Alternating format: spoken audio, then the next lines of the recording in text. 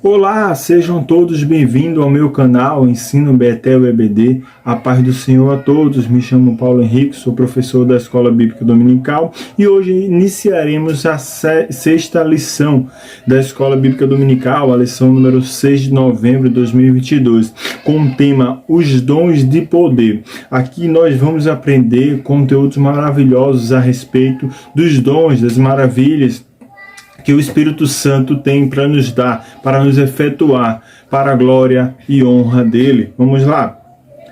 Temos aqui o texto áureo que diz: e a multidão unanimemente prestava atenção ao que Felipe dizia, porque ouvia e via os sinais que ele fazia. Está lá em Atos 8:6. Temos aqui a verdade aplicada. Cada discípulo de Cristo deve desejar e buscar os dons espirituais para o cumprimento da missão de evangelização e edificação da igreja, né?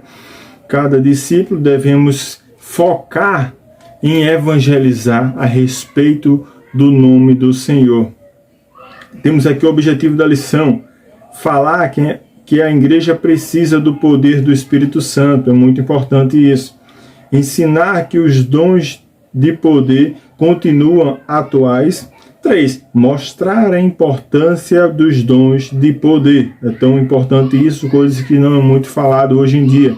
Mas não devemos esquecer dos dons que são muito importantes, os dons atribuídos pelo Espírito Santo para na vida dos cristãos.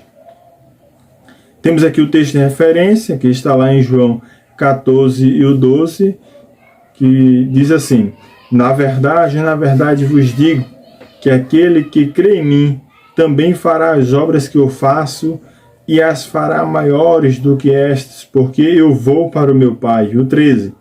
E tudo quanto pedires em meu nome, eu o farei, para que o meu Pai seja glorificado no Filho. Hebreus 11:1. Ora, a fé é o firme fundamento das coisas que se esperam e a prova das coisas que não se veem. E o 6, 11:6 de Hebreus. Ora, sem fé é impossível agradar a Deus, porque é necessário que aquele que se aproxima de Deus creia que Ele existe e que Ele é galardoador dos que o buscam. Ou seja, Deus é aquele que guarda aquele que o buscam. Temos aqui a leitura complementar de segunda a sábado, que eu tenho de costume de ler Salmo 77:14, que diz: Tu és o Deus que fazes maravilhas, tu fizeste notória a tua presença entre os povos. Mateus 13:58. E não fez ali muitas maravilhas por causa da incredulidade deles. Mateus 17:20. E Jesus lhe disse: por causa da vossa incredulidade, porque em verdade vos digo que se tiverdes fé como um grão de mostarda, direi a este monte: passa-te daqui para acolá, e há de passar, e nada vos será impossível. Mateus 19:26, que diz: e Jesus, olhando para eles, disse-lhes: aos homens é isso impossível, mas a Deus tudo é possível. Em Atos 1:8, mas receberei a virtude do Espírito Santo, que há de vir sobre vós, e ser-me-eis testemunha, tanto em Jerusalém como em toda a Judéia, a Samaria e até os confins da terra. 2 Timóteo 1:7. Porque Deus não nos deu o espírito de temor, mas de fortaleza, e de amor e de moderação. Glória a Deus. Temos aqui os hinos sugeridos, hinos número 4, 6 e o 7.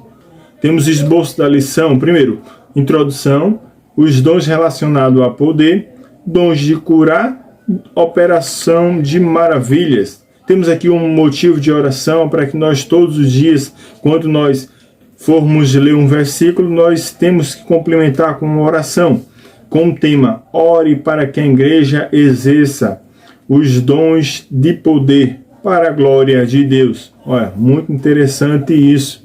Pedi a Deus continuamente os dons de poder, para que seja para a glória de Deus. Introdução. Através dos dons de poder, a Igreja de Cristo vive o sobrenatural de Deus na terra.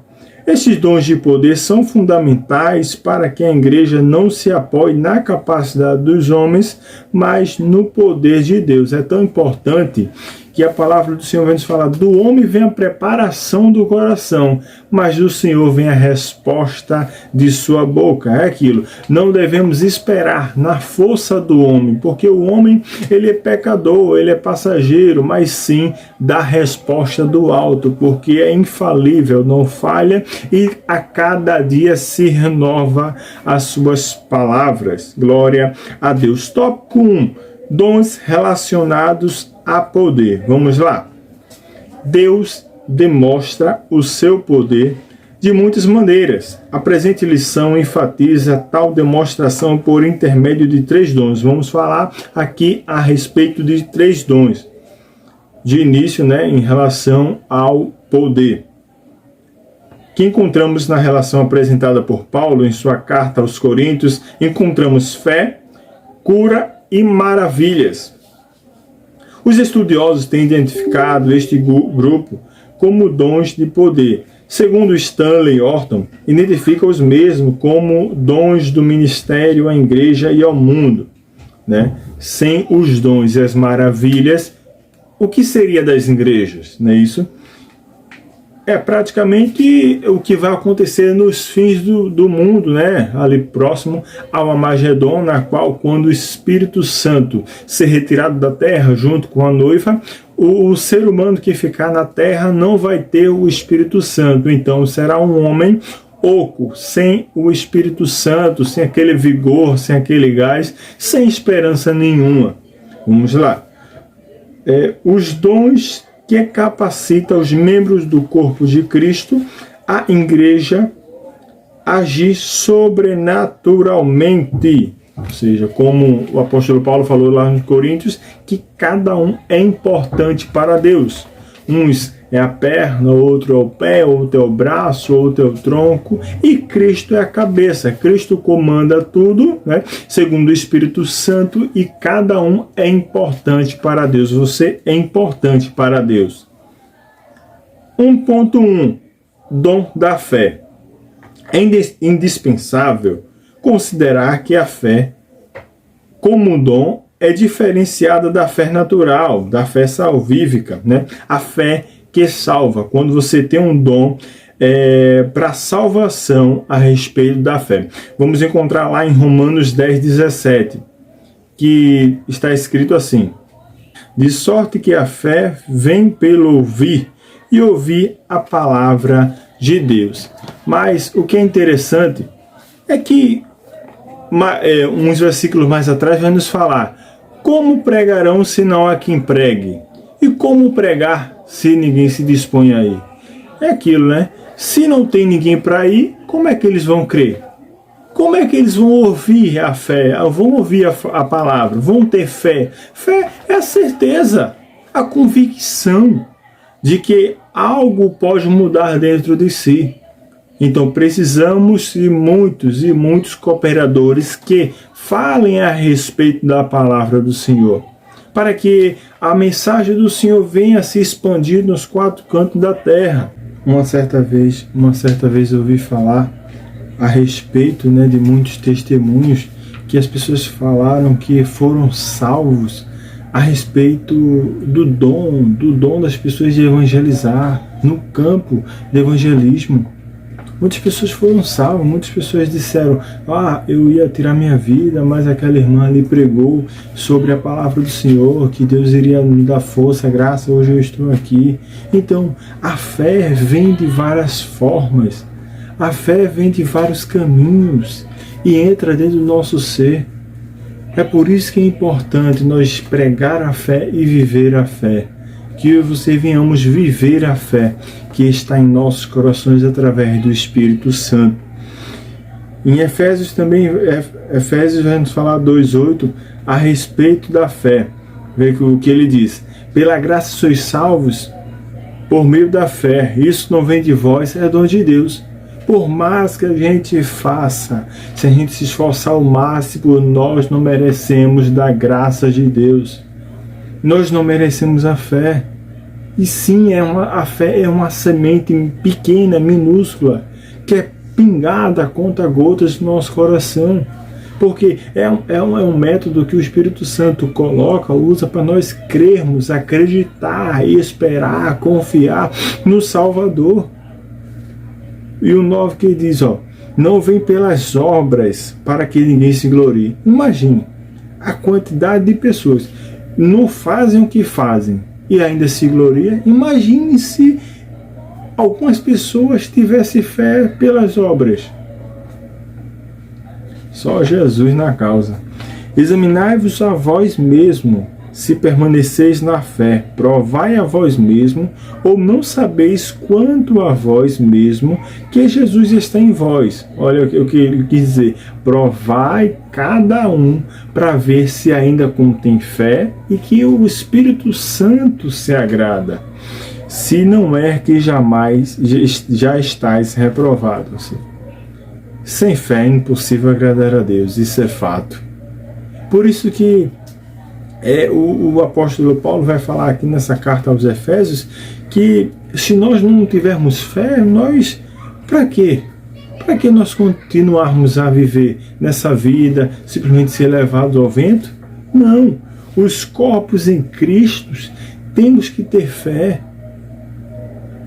Porque quando nós não tivermos fé, nós estamos habitando ou a caminho do pecado.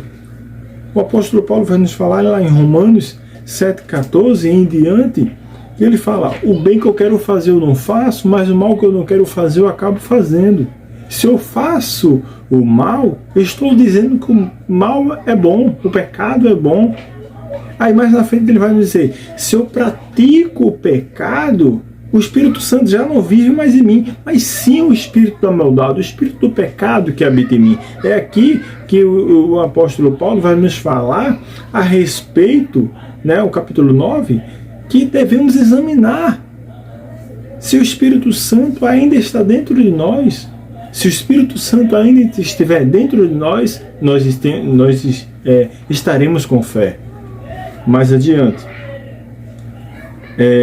Veremos também aqui a respeito da fé doutrinária, que está lá em 2 Coríntios 13:5, que vai nos falar, examinai-vos a vós mesmos se permaneceis na fé, provai-vos a nós mesmos, ou não sabeis quanto a vós mesmos que Jesus Cristo está em vós, senão é que já estáis reprovados, o que eu acabei de ler.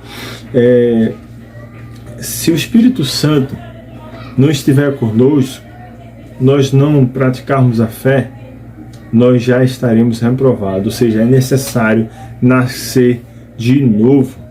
Porque o crente que não tem fé, é impossível continuar convivendo na igreja. É impossível, porque o primeiro fato, quando a fé esfria, paramos de ir para a igreja.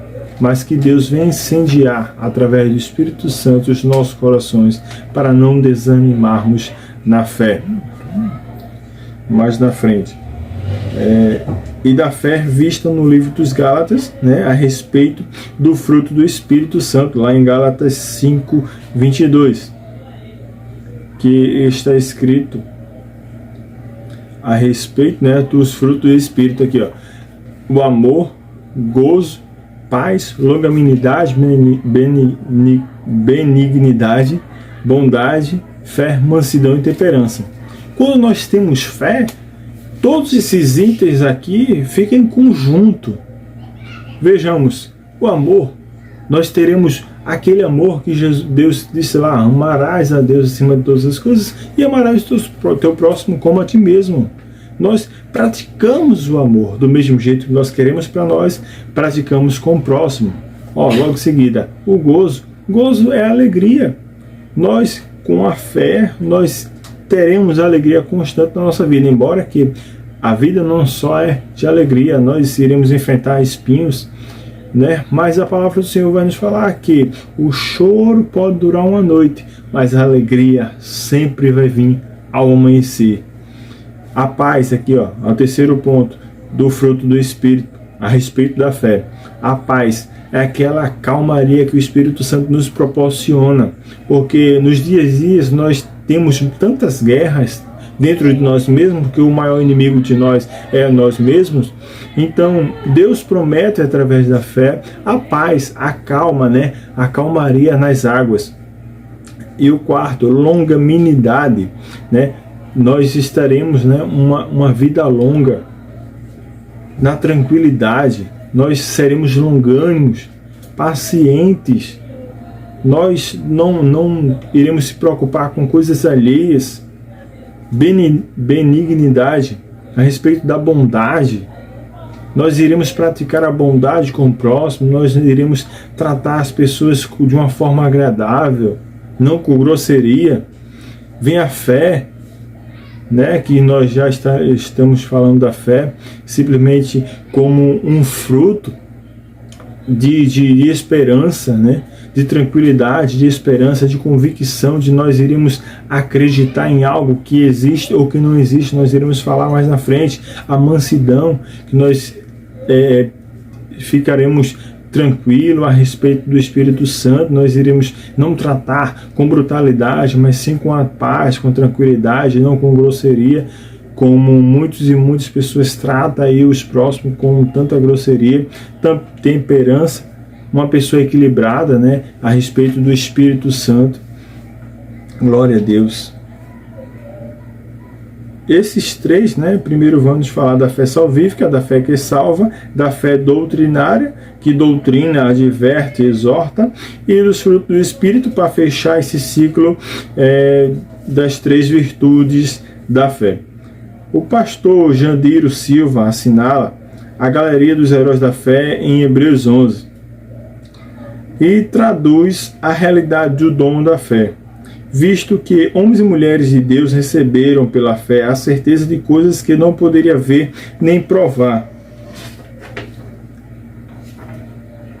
Consequentemente, continuaram avançando com Deus através de circunstâncias difíceis. Dessas formas, o dom da fé possibilita ao crente receber o poder sobrenatural e fazer em uso momentos que só a intervenção divina pode mudar a circunstância. Aqui vamos falar a respeito também, eu separei aqui 3 tipos de fé que encontramos na Bíblia Sagrada, que reflete nos dias atuais. Primeiro tem um tipo de fé tipo Tomé. Muitas pessoas têm que ver para crer. É tão interessante que está lá escrito em João 20, 24 em diante, que vai nos falar assim, ó, uma breve reflexão. Ora, Tomé, um dos 12 discípulos, chamado Dídimo, não estava com eles quando veio Jesus. E disseram-lhe, pois, os outros discípulos, vimos o Senhor. Mas ele lhe disse, se eu não ver os sinais dos escravos em suas mãos, ou não puser o dedo no lugar dos escravos, eu não acredito. De maneira nenhuma crerei. 8 dias depois, estava outra vez os seus discípulos dentro de casa, e com eles Tomé chegou. E Jesus, estando com a porta fechada, apresentou-se, atravessou-se a porta, né? Porque ele era um corpo ressuscitado, e chegou até Tomé. E a Bíblia vai nos falar que através dele passar pela porta fechada, ele vai nos falar que ele chega para Tomé e diz, Tomé, sou eu. E Tomé disse, estende tua mão, Jesus. Mestre, se és tu mesmo, mostra-me tuas mãos. E Jesus simplesmente aparece, né, com as mãos furadas e os pés furados. Olha, o 27, depois disse Tomé, põe aqui o teu dedo e vê as minhas mãos, e chega as tuas mãos, e ponha no meu lado, e não sejais incrédulo, mas crente.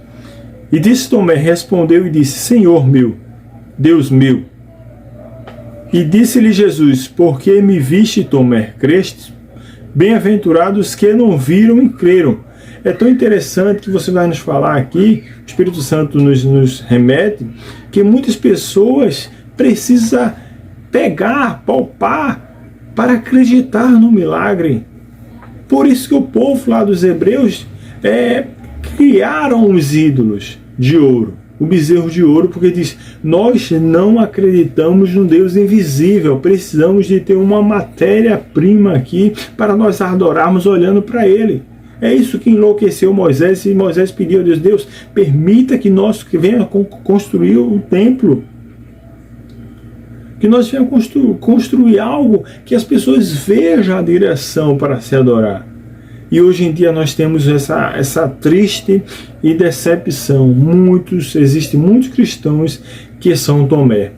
Para ter fé, precisa ver. E quando não vê, não acredita, né? Que Deus venha ter misericórdia dessas pessoas. Porque Ele mesmo disse aqui, Jesus mesmo disse: bem-aventurados os que não viram e creram. No caso, eu e você.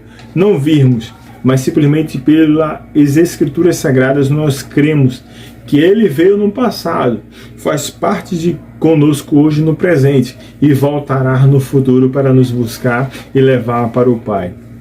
O segundo tipo de fé que eu escrevi aqui é o fé bem-aventurança, que não vê e espera, né? Que está lá em João 20, 29, a respeito, né, de Tomé, que Jesus vai nos falar que bem-aventurado aqueles que não viram e creram.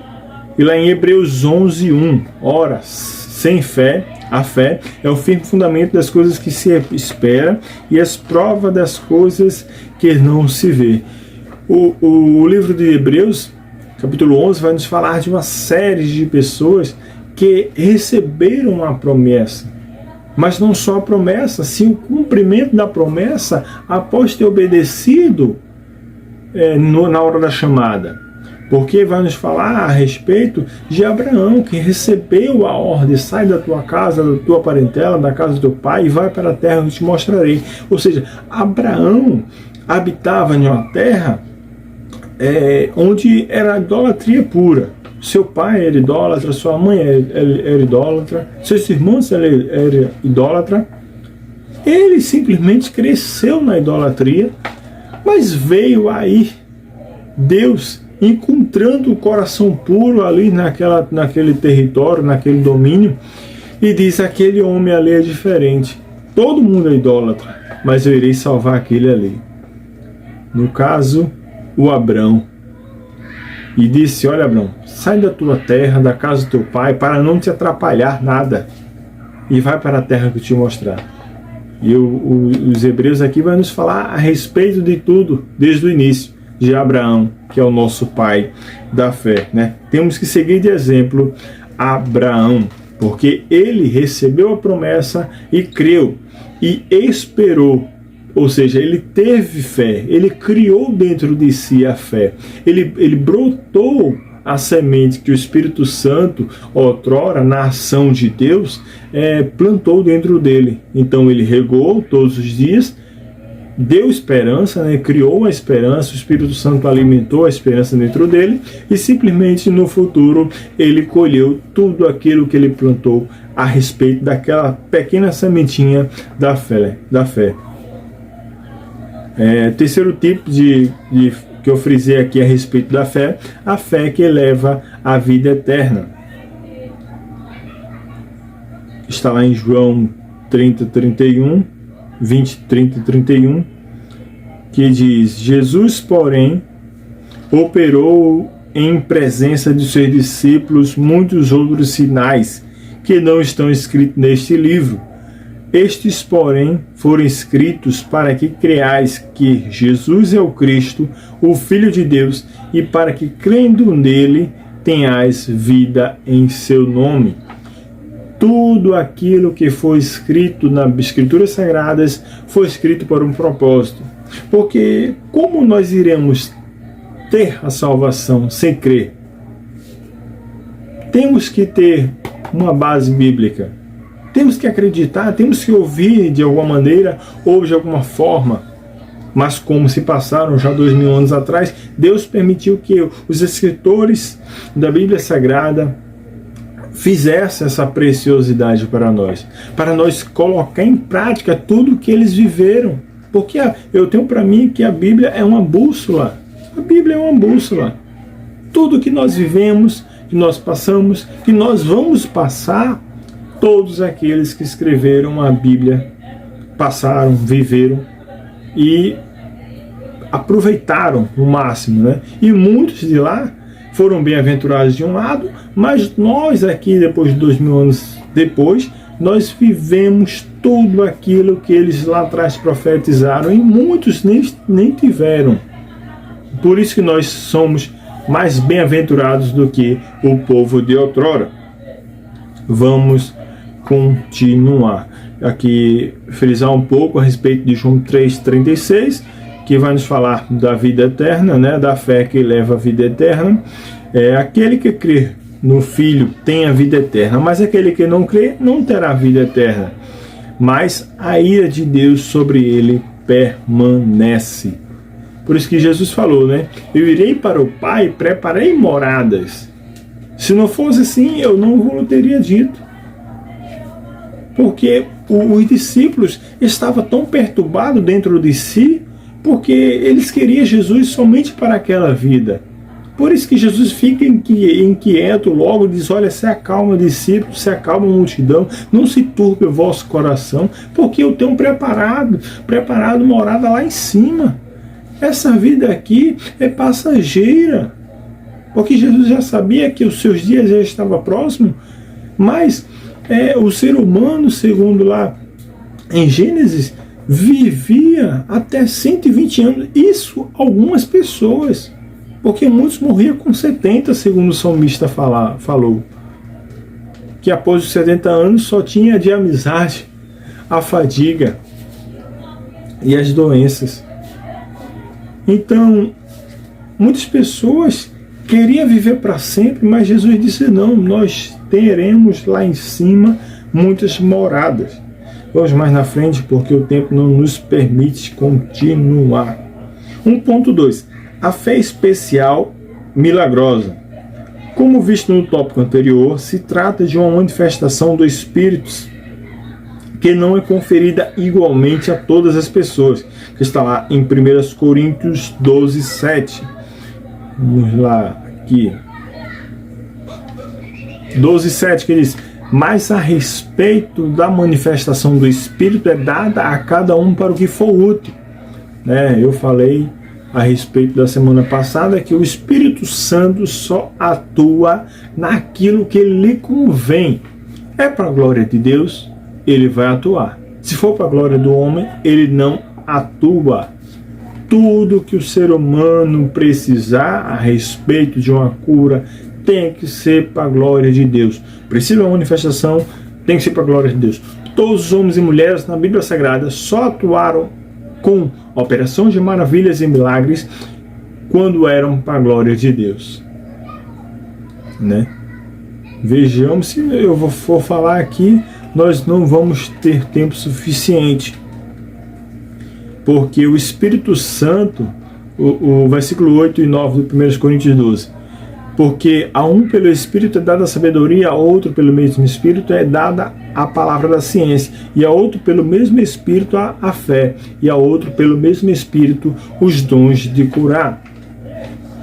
A operações de maravilhas, a profecia, os dons de discernir espírito, e a outra a variedade de língua, e a outra a interpretação de língua, mas um só. E o mesmo Espírito opera todas as coisas, repartindo particularmente como quer. É aquilo, O Espírito Santo, mas o Espírito Santo vai para lá e vem para cá, ele habita todo lugar ao mesmo tempo. Glória a Deus. O Espírito Santo é mais que um flash. Nós não conseguiríamos calcular a imensidão da velocidade do Espírito Santo, pois ele está em todos os lugares ao mesmo tempo, dentro de mim e dentro de você. A fé especial visa capacitar o membro do corpo de Cristo para o enfrentamento de situações especiais. Ou seja, cada um tem a sua dificuldade, cada um tem a sua particularidade. Cada um vai enfrentar, eu posso enfrentar no momento uma dificuldade aqui, mas você pode aí estar passando por uma dificuldade totalmente oposta. né, determinados de graus, cada um tem a sua densidade de sofrimento, de prova.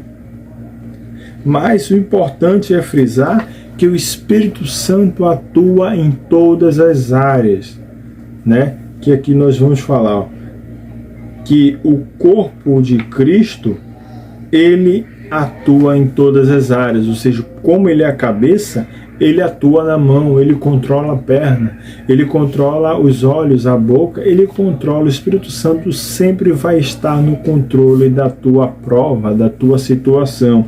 Não te preocupe.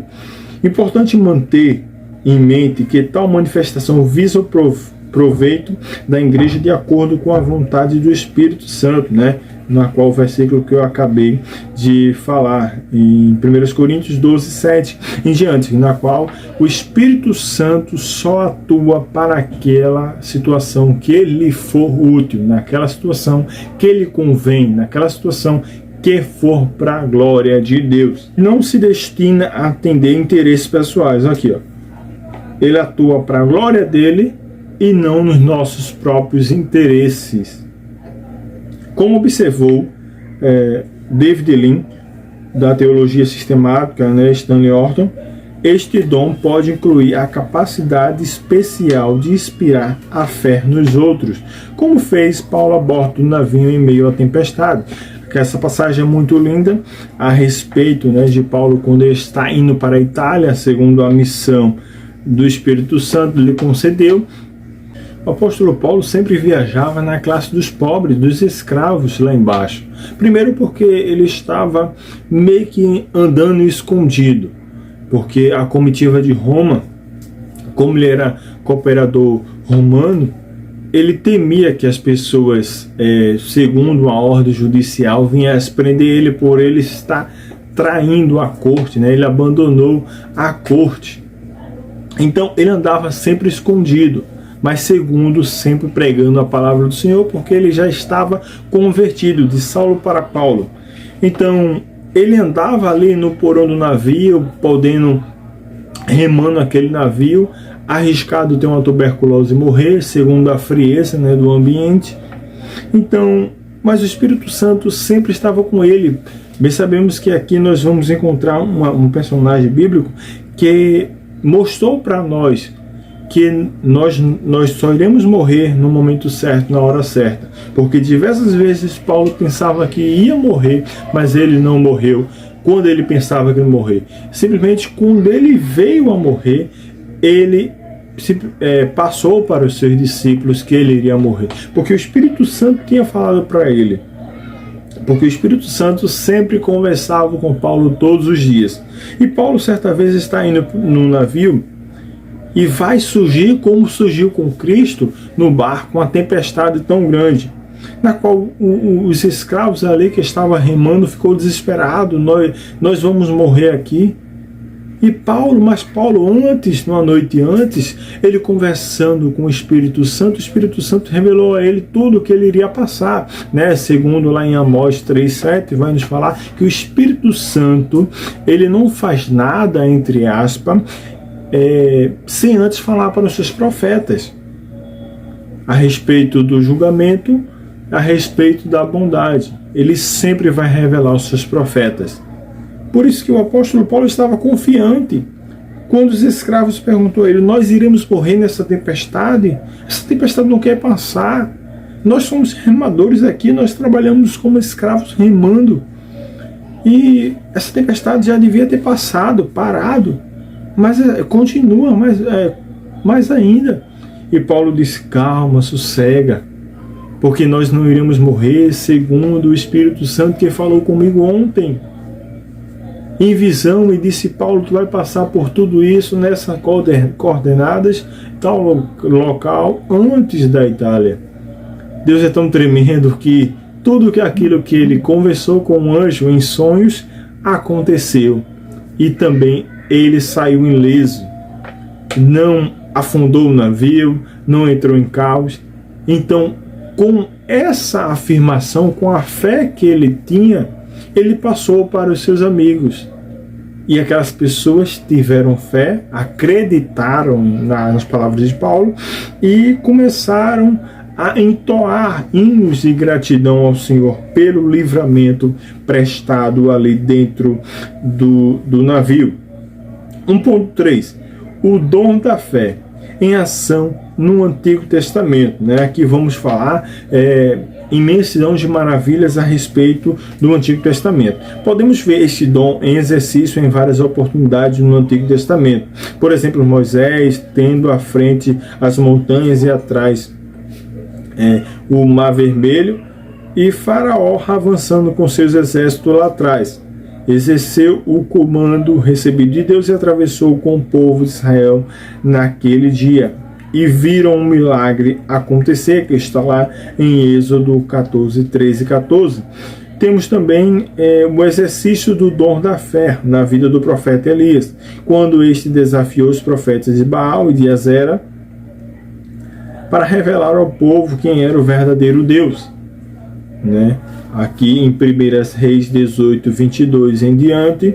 E o outro personagem que iremos observar, porém a hora não nos permite, sobre o Antigo Testamento, que Daniel enfrentou todas as dificuldades a respeito da sua crença, que está lá em Daniel capítulo 6, que ele mostrou muito sabedor.